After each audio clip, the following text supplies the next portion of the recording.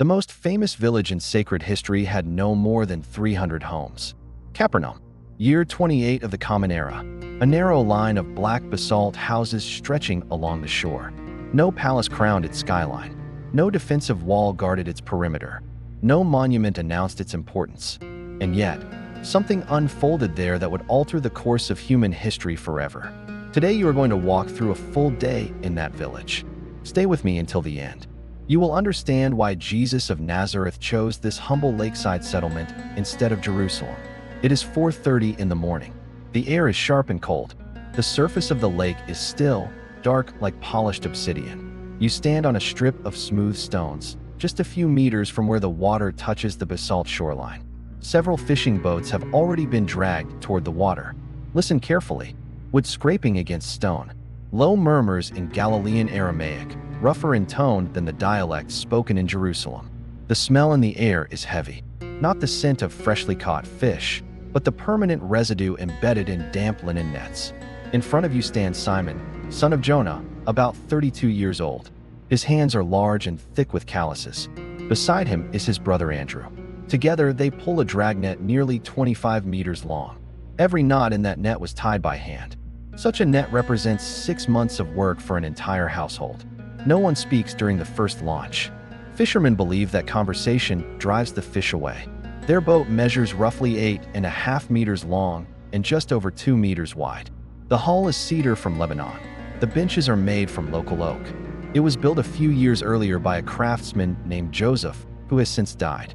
His son, Yeshua, now makes plows. The vessel contains no iron nails, only wooden pegs sealed with pine resin. It will endure for decades.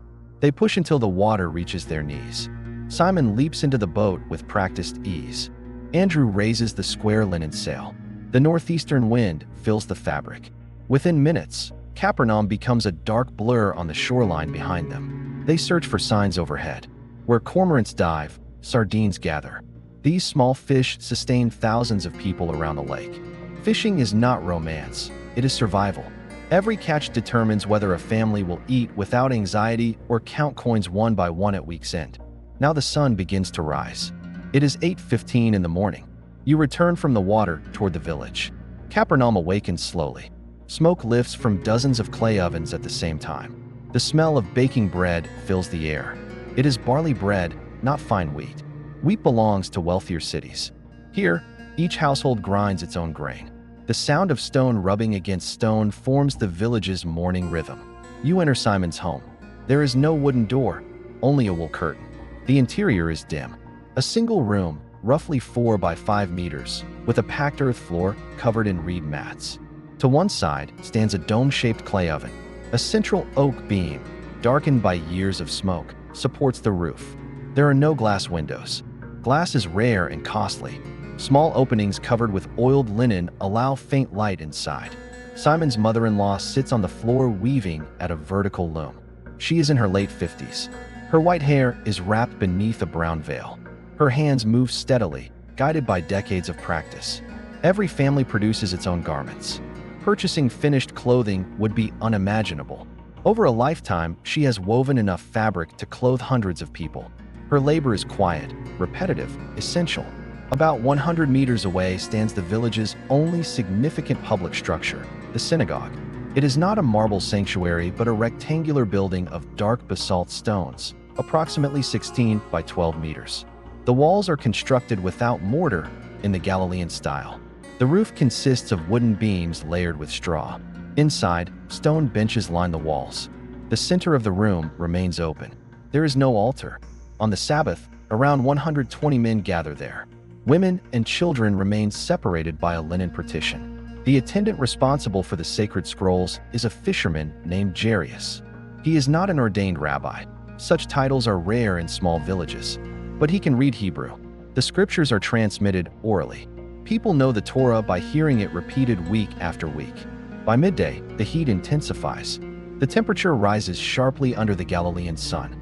In the small open space that functions as a marketplace, only 3 stalls operate. One displays salted sardines hanging from iron hooks.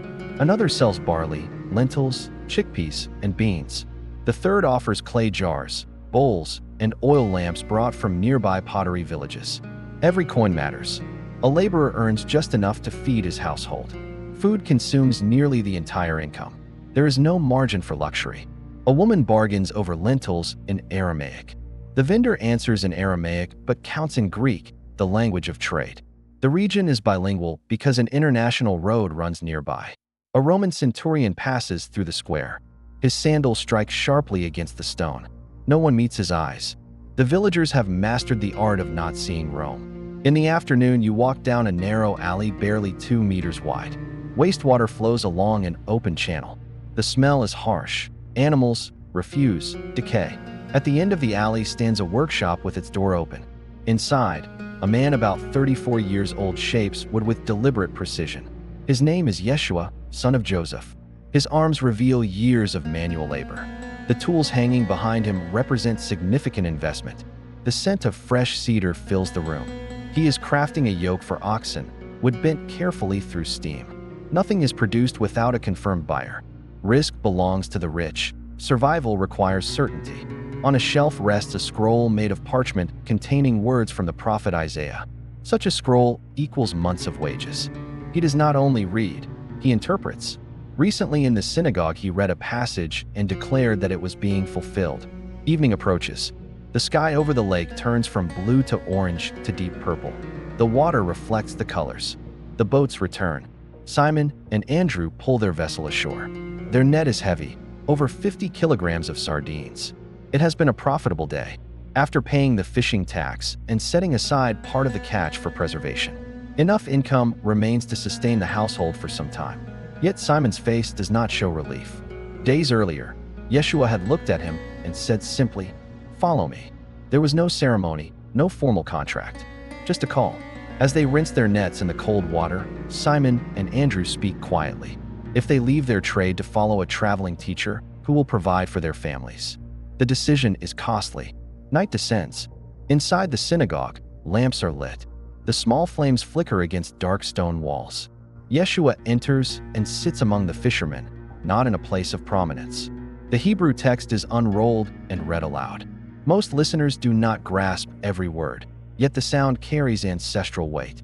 No one present imagines that their village will be remembered. For them it is another Sabbath: bread, fish, prayer, rest.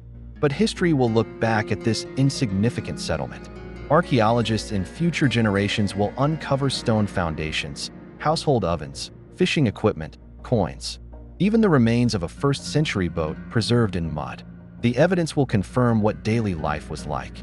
And here lies the deeper truth. The center of this unfolding story was not Jerusalem's marble courts, nor Rome's imperial halls.